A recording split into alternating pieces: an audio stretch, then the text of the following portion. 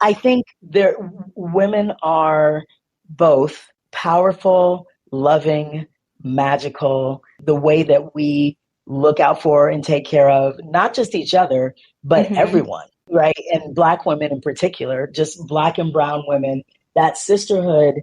I draw so much energy from it. Actually, it connects back to what we were just discussing with Insecure. One of the things that I often speak about when I'm talking about Insecure, that I remember noticing at one point how it literally changed my whole way that I just walked through the world. That every day that I walked into Insecure, it didn't matter what I had on. It didn't matter if it was a day that I felt fly and fabulous or if it Mm-hmm. was a day that I felt just janky and run down. But it didn't, however I may have started off feeling, after I spent the day surrounded by all of this feminine energy being like, hey, girl, you fly. That's hilarious. Oh, look at Mm-hmm. those shoes. What are you doing? Just all of that energy. And the men on that show were amazing too, because they Yeah. really were. They still had a high quotient of amazing men as well, which I want to make sure I mention. But it was something about getting all of this non-competitive, straight, Mm-hmm. just magical, reinforcing love from Black women for years. It literally, by the time I left there, I had a whole different way of relating to the level of confidence, the level of Mm-hmm. just the way that I just felt in my body and my spirit was literally different than when I got there. You're listening to the Black to Business Podcast, an educational podcast providing Black entrepreneurs with the tools and resources to start and grow their businesses. We chat with vetted Black entrepreneurs, thought leaders, and business owners as they provide tips and resources to help take your business to the next level. I'm your host, Monique T. Marshall. Welcome back to the Black to Business Podcast. If you're new here, I'm your host, Monique T. Marshall, and I want to welcome you to the family and let you know that we are so happy to have you here. If you've been rocking with us for a while, glad to have you back. Now let's get into today's episode. So if you were here last week, you know I mentioned that this week's guest was a secret, and I really didn't want to ruin the surprise, so I couldn't give you a sneak peek like I usually do. So without further ado, let me tell you about today's guest. Joining me on the show today is film and television writer, producer, and culture curator, Miss Dayna Lynne North. I was so hyped about this conversation because Dayna is also the co-creator and executive producer of the iconic Best Man film franchise, The Best Man Final Chapters. Y'all, we made it. Now, I'm already going to warn you that I totally fanned out during this conversation, so I'm okay if you judge me, but honestly, the only reason you wouldn't understand is if you've been living under a rock, because the franchise is iconic within itself, and I personally thought that the final chapters was everything. As I mentioned during this conversation, I went back and I watched all of the Best Man films from the beginning, and then I went into the final chapters, so it was everything. But nevertheless, in addition to being executive producer of the Best Man Final Chapters, Dayna is also a former writer and executive producer on HBO's Emmy-nominated series Insecure. Love it. And she also inked a 2-year overall deal with Sony Pictures Television under her recently formed company, Loud Sis Productions.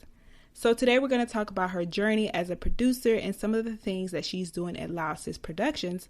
But in addition to that, you're going to learn how to change the status quo and disrupt delightfully, and also how to show up from a place of joy, as Dayna has been able to do as a producer. So that's why the title of today's show is Behind the Production.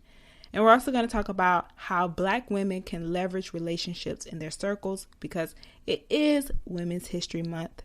And in addition to that, Dayna's going to also talk about how she knew storytelling was her calling, and also the behind the scenes of creating the Best Man Final Chapters, and so much more. So let's dive in. Dayna, welcome to the Black to Business Podcast. I am so thrilled to have you here. So welcome to the show. Thank you. I am so thrilled to be here. Thanks for having me. Of course. So we're going to dive into all the amazing things that you are doing. I want to dive into behind the production is today's topic, but kind of before we get into that, let's talk about your journey. So start from the beginning. Briefly, who are you? What do you do? And how did you get where you are? I am Dayna Lynne North. I am an artist first and foremost is how I see myself. But more specifically and more technically, I'm a writer, producer, and creator of series in television, and a writer producer of television and film. So most recently, I co-developed and adapted the series The Best Man, The Final Chapters with my partner in crime, Mr. Malcolm D. Lee, who Yes. wrote and directed the first two films in what has become that anthology. But yeah, I've been writing and producing television for a few years now. We don't have to get into all the math, but I've been writing and producing TV for a while, and executive producing. So I guess technically I am a writer and executive producer and creator of television. I And you wanted to love know the it. how? Oh, Yes. thank you. I'll let you pause. I'll pause for accolades. Okay. This is where I pause for accolades.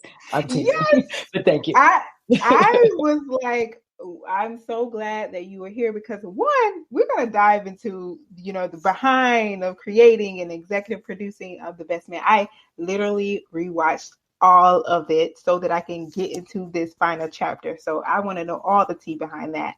And I'm really thrilled to have you here. And I kind of want to dive into like the beginning of how did you know that storytelling was your calling and like what got you interested in writing and producing? Well, I have been a storyteller since I was pretty little. And my dad, I like to say, was my first writing teacher because he used to make up my bedtime stories. And I've just always been, I come from an artistic family and, just poets and writers and all kinds of different artists and actors. And so I've just always been fascinated by musicals, by film since I was a kid. And so growing up in Kansas City, Missouri, I was an actor. I was doing theater when I was little and writing poems when I was young. And so I've just always been drawn to storytelling in a variety of forms, So when I remember when I learned that there was such a thing as film school, as a little nerdy Black girl in Kansas City who was, again, doing theater and writing poems and doing all that stuff, I was super excited because I grew up like watching all the behind the scenes interstitials on HBO. And I was just always I remember watching when they would rerun a movie just like 40 times on HBO. My family would be like, why are you watching this again? And I would know all the lines and all that stuff. And so, I was super excited to learn that I could go to film school because I just remember watching films and feeling like I want to make people feel the way these movies make me feel. That's what I remember thinking to myself. And so I just, and I didn't even know what all that meant. I started to learn what writing and directing were, around middle school and high school and just was really intrigued. So when I found out there was a film school, I applied to USC and NYU and I went to summer film programs at Columbia College, Chicago. Even when I was in high school, I started taking summer classes in television and film, and then applied to USC and got in and found my tribe at that point. That's when I first met like the Prentice Pennies and Nichelle Protho, who is one of my best friends and works, at Loud Sis with me. And, first met the Tim Stories and J. August Richards and Terrence Winter and my tribe of actors and writers and directors and producer friends that are still my creative partners and friends to this day. And so that's how I got into it. I'm fortunate and blessed in the sense of like very early on, I was bitten by that bug and just known what I was passionate about from early and just kind of followed that and stuck with it. And fortunately, it stuck with me. Yes.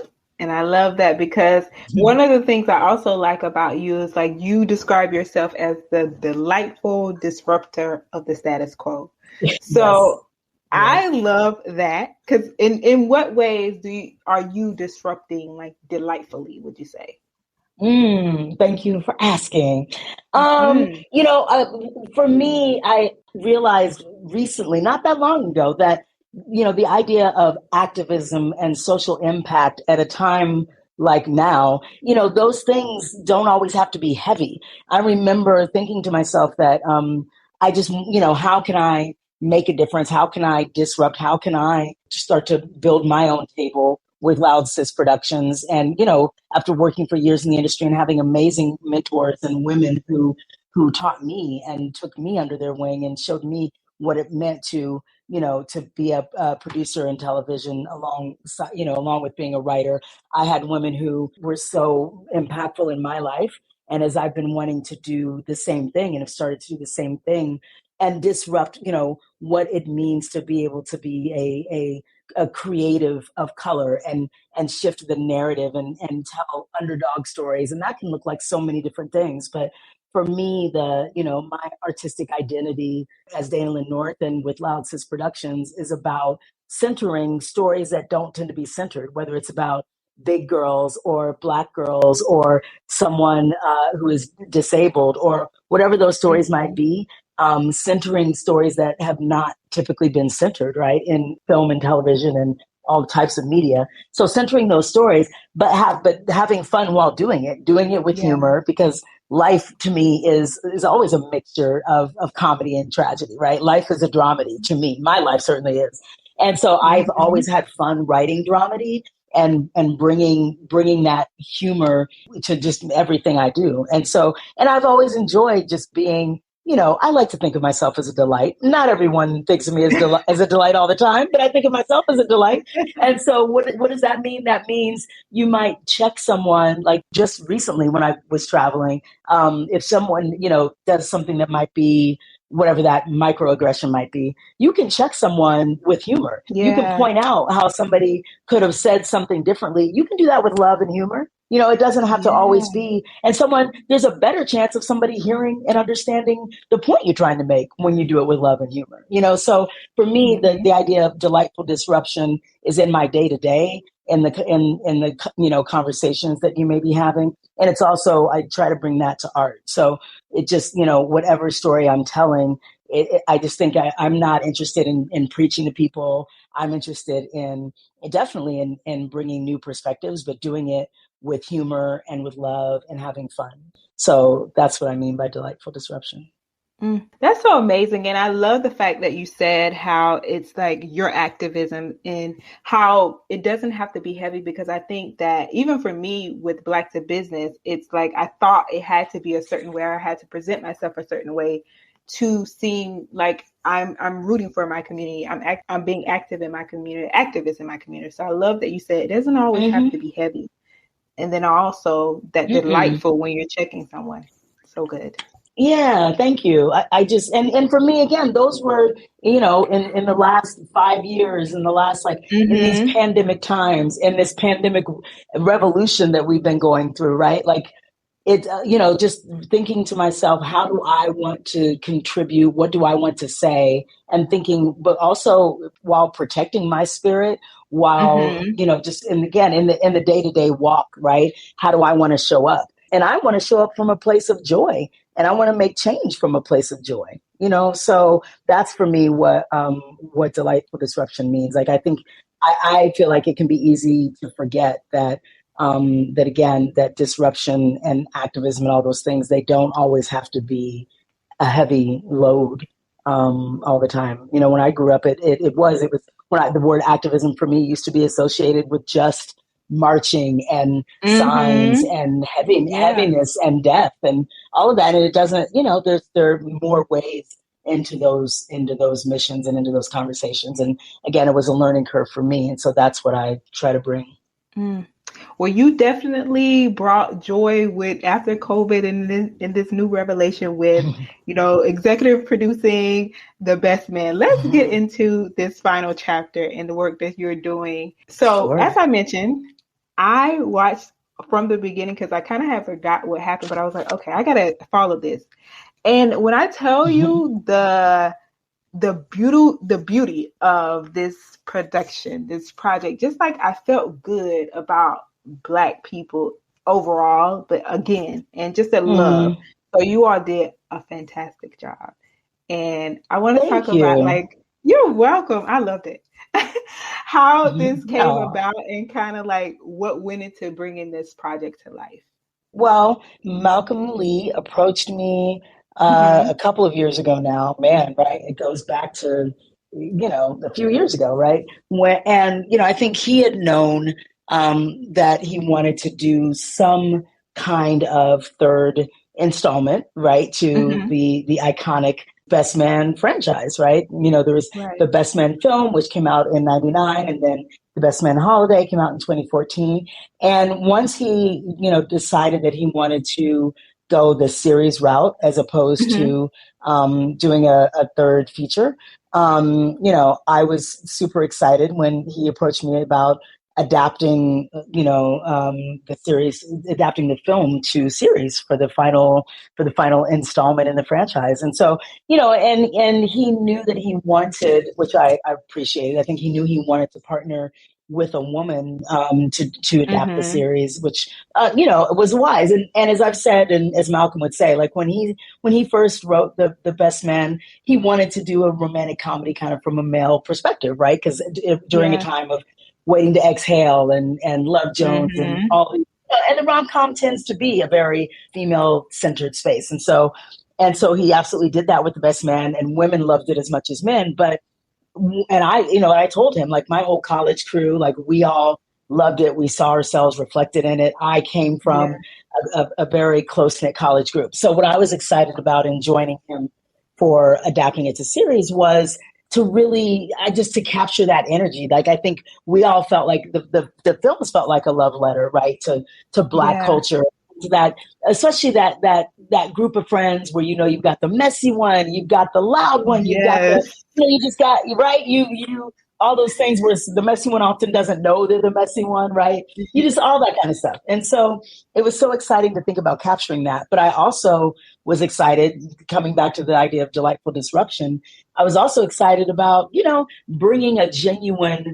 bringing some authentic POV and really digging deeper into the women's stories, because that was something for me that, in the first two films, they were, to me, kind of riding sidecar, if you will, to the men's stories. Like the women's stories they didn't have like fully developed arcs in the same way. And again, that's Malcolm. Malcolm is the artist of those, right? He told those stories. He had every right to center the men, which is what he did, right? But now that we're coming into this installment and you have 8 hours, like that's one of for me, the part of the beauty, right, of doing a limited series where you have 8 hours. You have so much more time to dive into each character's arc than you do when you're doing a 90-minute film, right? And so one of the things that was really important to me, and that I told Malcolm was important to me if we were going to partner on this leg of the journey, was to really be able to develop the women's characters and let them feel like they were equal partners to the men in terms of their screen time, in terms of the depth of their stories. That was really important to me. And I think we did. And it was important to Malcolm too. Absolutely. I think it was something that he really wanted to create that balance as well. And I'm really glad we did. And so it was really fun. Like we co-developed the series. So I was writer, executive producer, and co-developed the series with him, which means we hired writers. We had an amazing writer's room. We had a fantastic writing staff.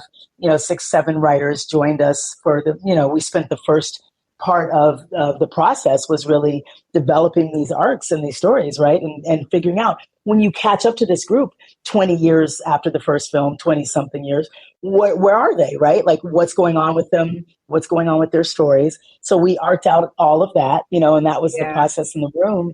And then we went to New York and shot these episodes, and it was amazing. It was a lot of fun. And I'm so proud to be a part of that legacy for the Best Man franchise, because it really is, right? It's an iconic piece of, I feel like we pass on, right? It's an iconic piece of art. And I feel like we pass on those pieces like we pass around good recipes. Like we share, like my 20-year-old niece has seen the Best Man, even though it came out in the 90s, you know what I mean? So it's like, I just think we love it.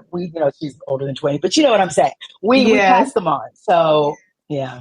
Yeah. And it's definitely something you should be, because it was definitely something that like you said, like years later, and I'm so glad I watched it like over in the weekend, but I could definitely see that transition and that difference with the women. And I must say, I think like Shelby was like one of my favorite characters, because it was like she really shined. Good. Right. And I'm really proud of what we did with with Shelby, because I feel like, you know, her character was kind of that, you know, she was the kind of, you love to hate her. She was fun and funny, right? But kind of one Yeah. dimensional in the, you know, she wasn't somebody that you rooted for, right? That wasn't a character that we rooted for in the films. And even for me, Yeah. I was going from fan, right, to someone who was a co-creator, co-adapting the series. And so it was fun to go from a fan to someone behind the scenes writing these characters. It felt really great. I was gratified at feeling like I'm falling in love with Shelby now. You know, I'm rooting for Yeah. her now. I want her to be happy.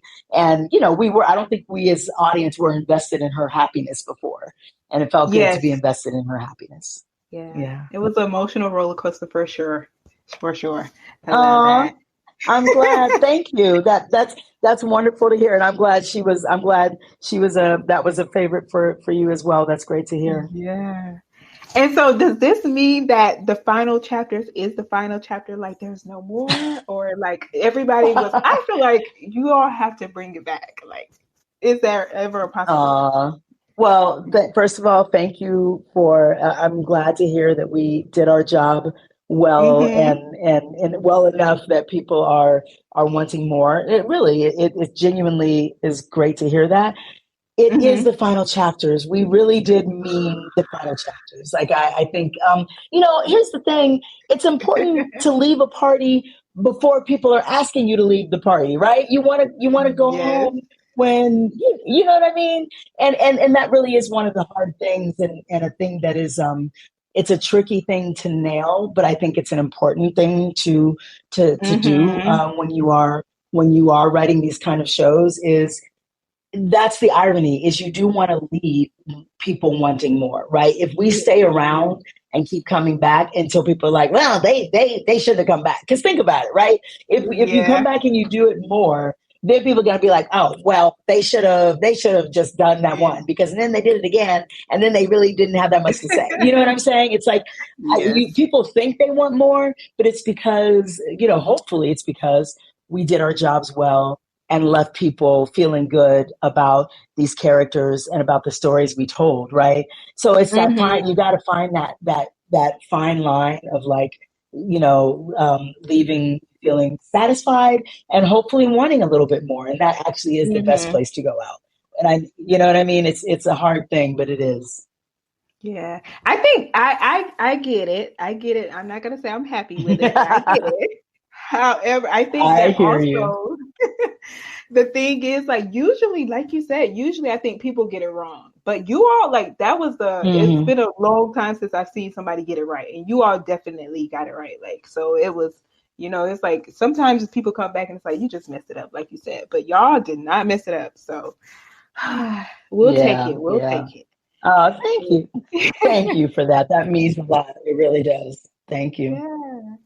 And Dayna, you have a record of just like dropping and being a part of such amazing projects, and then also doing a job of leaving people wanting more, because you were also formerly a writer and executive producer on the Emmy-nominated series Insecure, and that ended last. Yes, I was.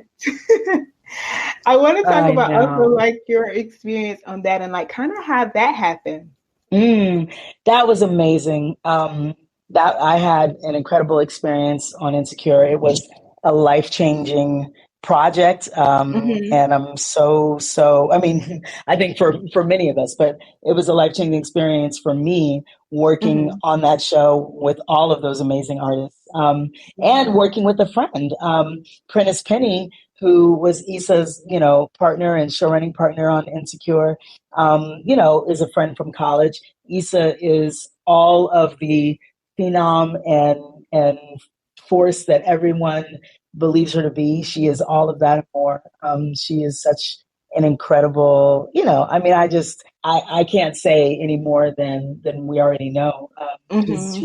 She is something, you know. I feel very blessed to have been a part of the magic that was Insecure. So that came to be because my friend Prentice and I, like, you know, Prentice was on the comedy side. He and I had similar journeys in terms of just working our way, up as writers, producers. He worked on shows like Scrubs, and I was working on Veronica Mars, or working on whatever it might be, Lincoln Heights, etc. And and Prentice and I used to have moments where we would, grab a drink or be hanging out and just talking about the business. But he was on the single camera half hour side, and I spent a lot of time on the drama side coming up in my career. And so we would, just talk about life and lamenting the business being crazy and whatever it was, And then I remember right around the time, Issa developed the pilot with Larry Wilmore, and then Larry got the nightly show.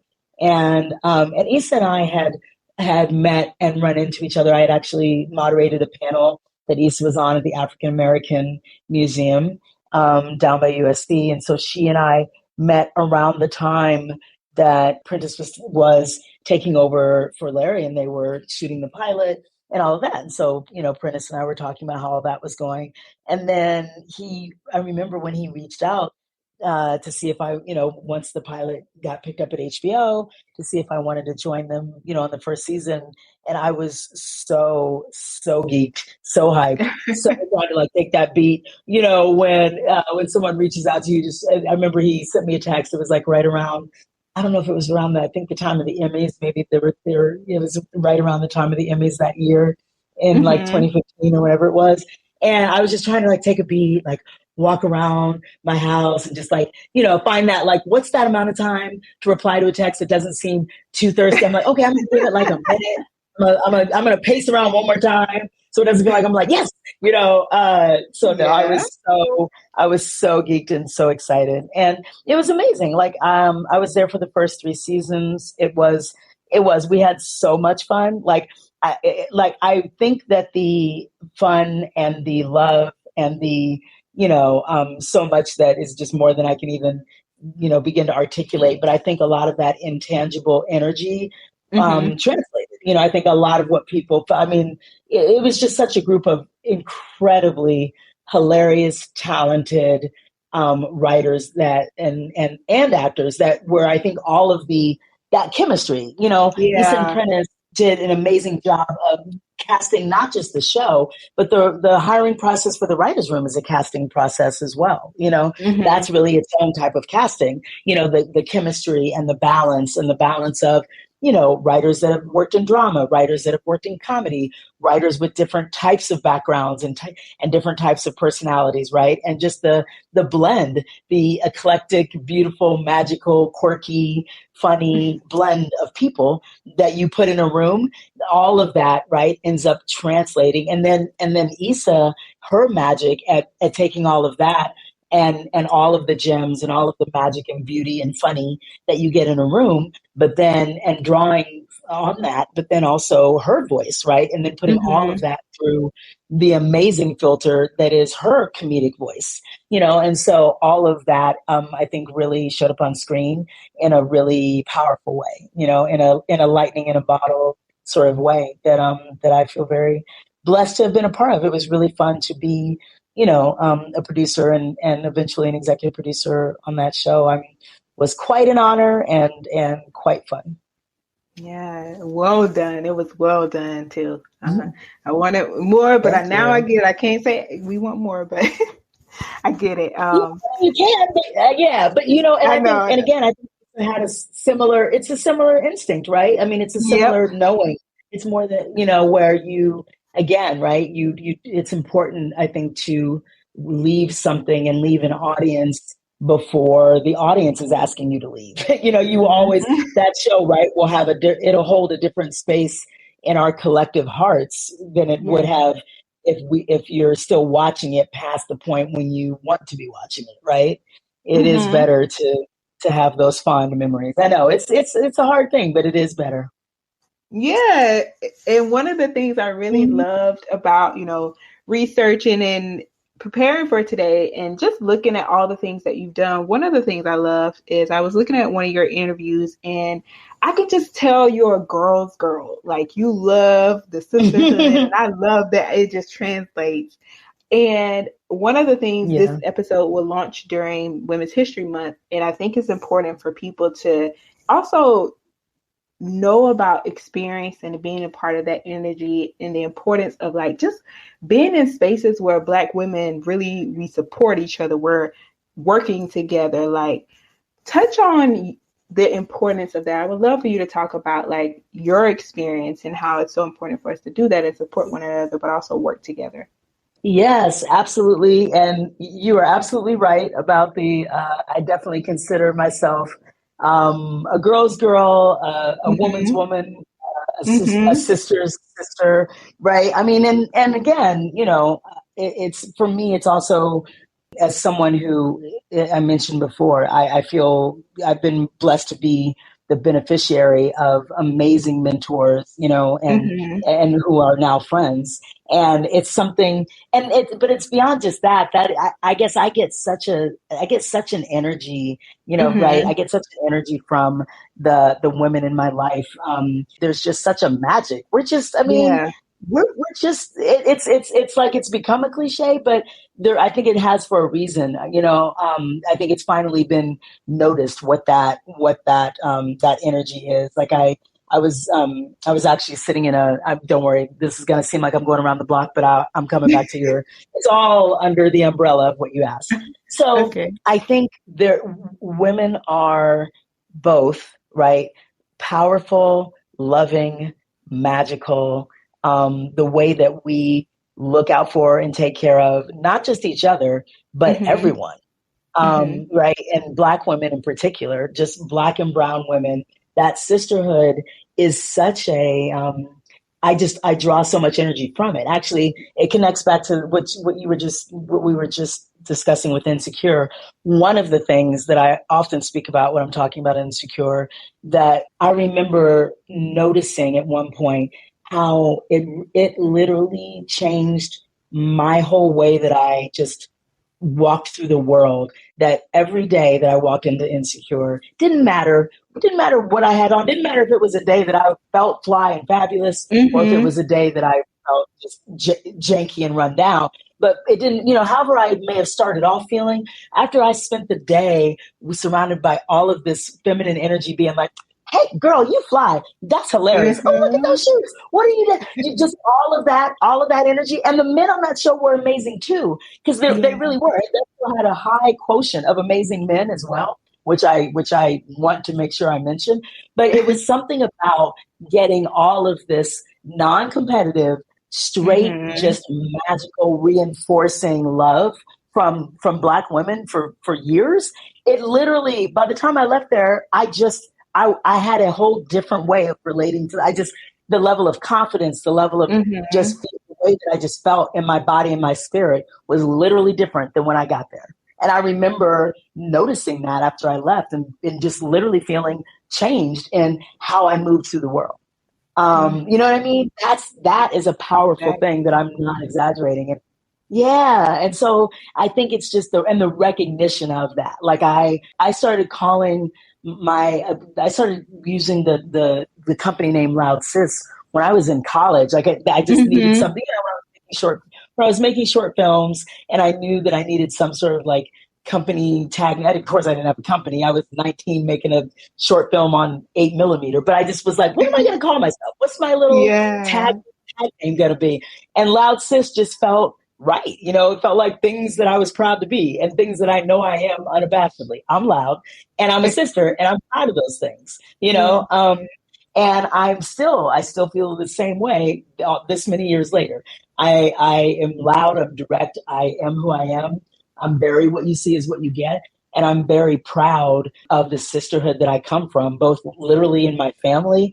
I'm a sister and I'm proud of that. Mm-hmm. And also in my walk through life, as a businesswoman, like Mm-hmm. upholding and maintaining and continuing the sisterhood and being very about that. Like it is important to me to lead with that because that means something to me, and I want that to be right there. I want you to know it. It's like I want to Yeah. walk through the world in a way that that leads with that. Like it's important to me that people understand that like I am a safe space in that way, not and beyond a safe space that I am welcoming space in that way. So Mm-hmm. yeah, like it's important, it's absolutely the idea of, of mentoring, of being a welcoming place, of being a place that's excited to hear what stories you want to tell, that's excited about confidence building, about table building and expanding, right? Expanding ways to access storytelling, accessing capital, accessing all the things that we need that we have not typically, right, had access to, like just being a leader in whatever kinds of ways, and also being participating. Like it's fun to be part of a community as well, part of a community of sisters, and that's what's really, to me, exciting about where the business is right now too. Mm-hmm. And I definitely got that, like just looking at you and just watching you, I can definitely, you're doing the right thing. So just wanted to recognize that we see you. We see you. Oh, thank you. That truly, that means so much. That means the world. I'm really happy to hear that it translates and that it's felt and that is clear. That means a lot. I'm really happy to hear that. Of course.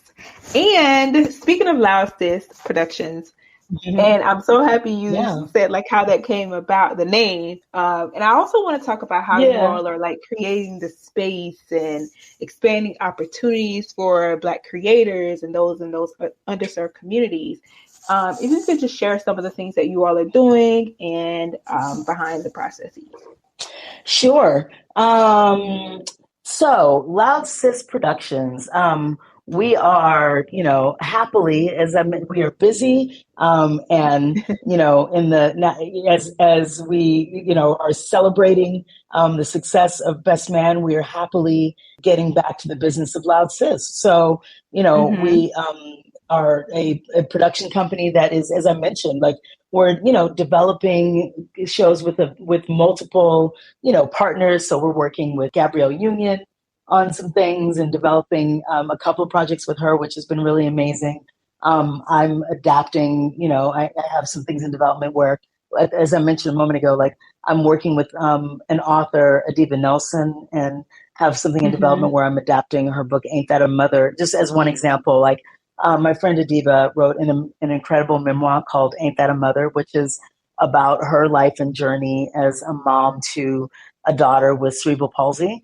But it's this hilarious, super raw, super, she says it's about the highs, the lows, and the all hell no's of like just being a mom, and being a Black mom to a disabled child. So like that's an example of something that is a Loud Sis project. I'm working with my really good friend Morgan Cooper, who a fellow Kansas City native. Shout out to Kansas City.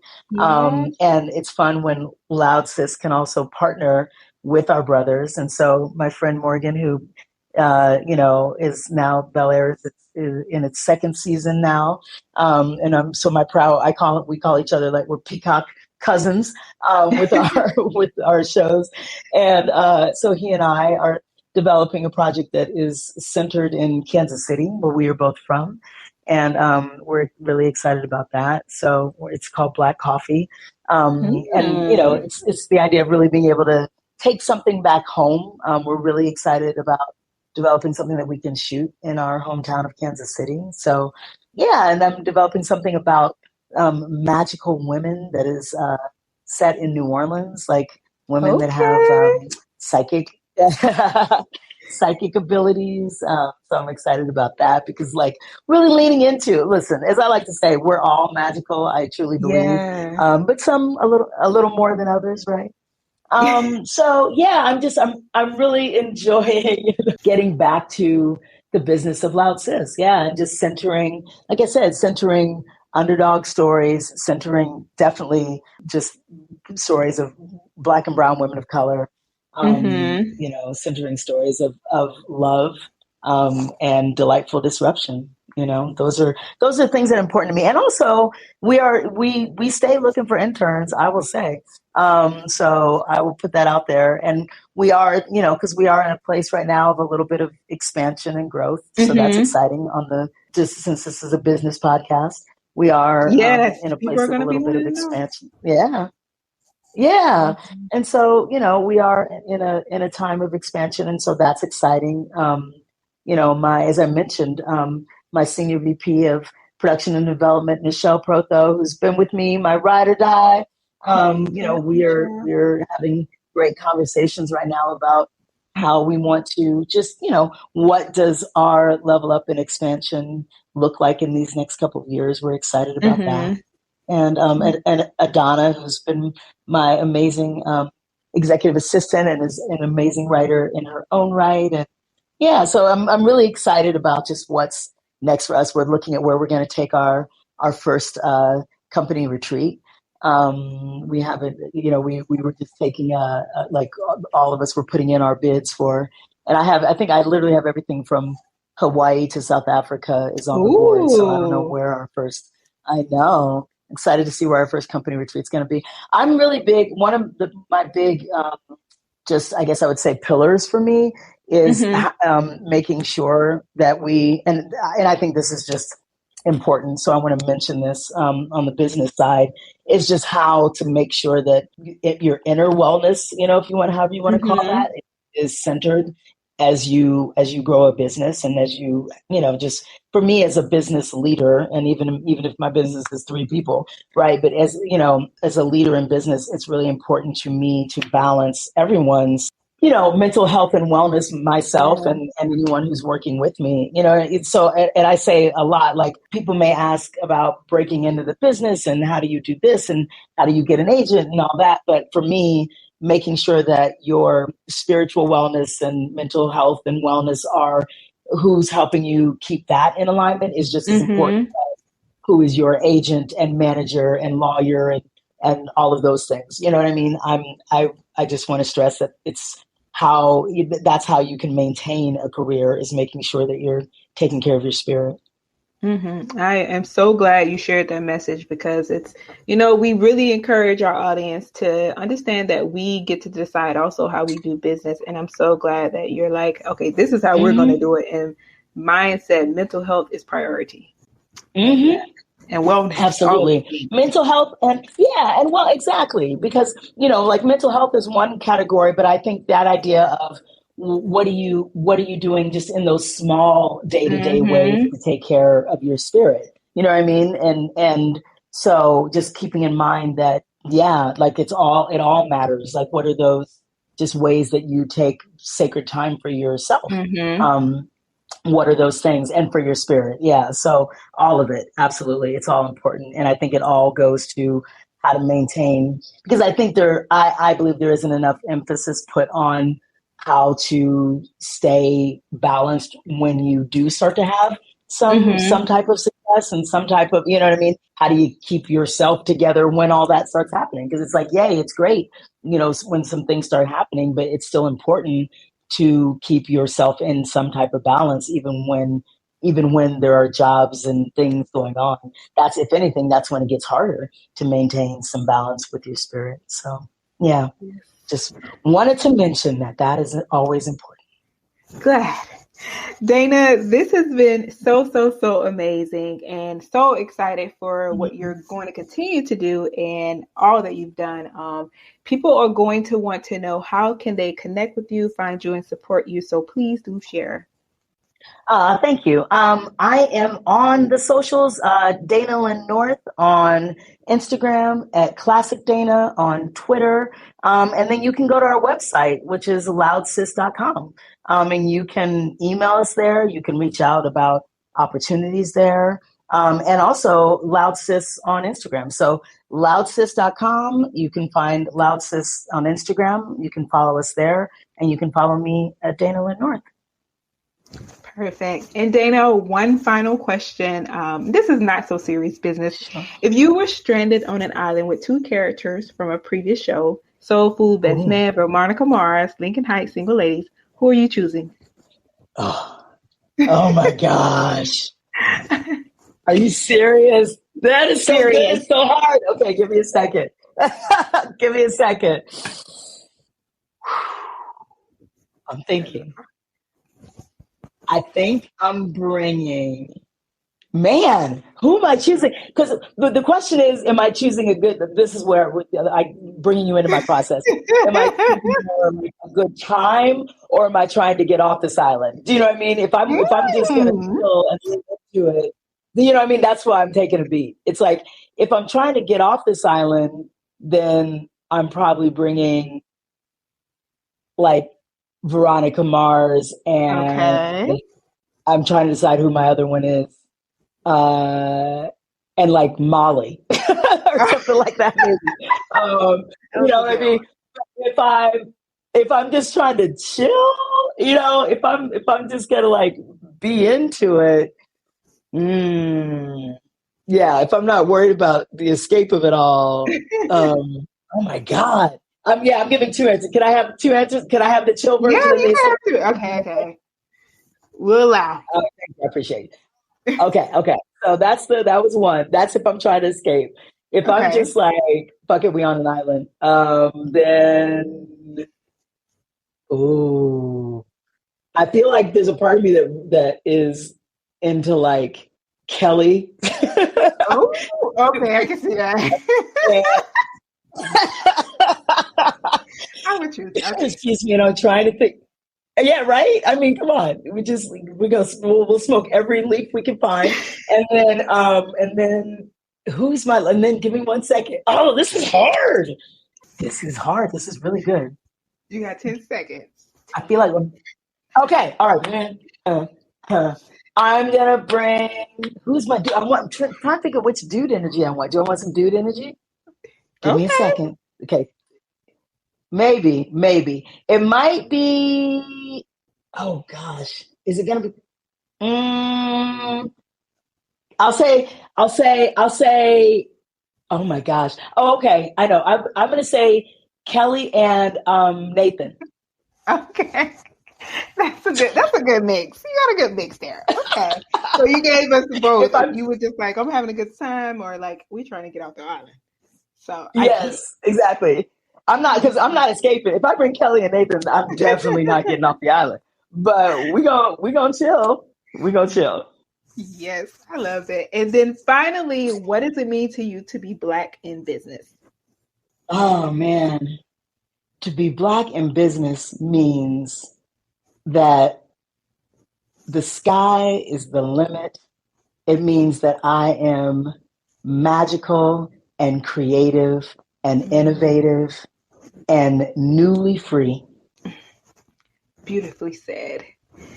Dayna, thank you so much for being on the Black to Business podcast. We appreciate you. We're proud of you and we see you. So thank you. Thank you. Back at you. Thank you so much. It was a pleasure. That was such a fun conversation, and Dayna honestly has such a beautiful spirit. I loved everything about that conversation. And there were so many things that I resonated with during that conversation, like being able to create in a safe and welcoming space, surrounded by other powerful Black women and men. I think that's so important. And also, I'm so excited for all of Dayna's upcoming projects and the fact that she's telling the underdog stories. Like, I'm really passionate about that. I love that we also get to do that on the Black to Business podcast. So you can check out more about Dayna and how you can connect with her and work with her at blacktobusiness.com/139. Share this episode with someone who could benefit from it, and I hope to see you back here next week. Same time, same place.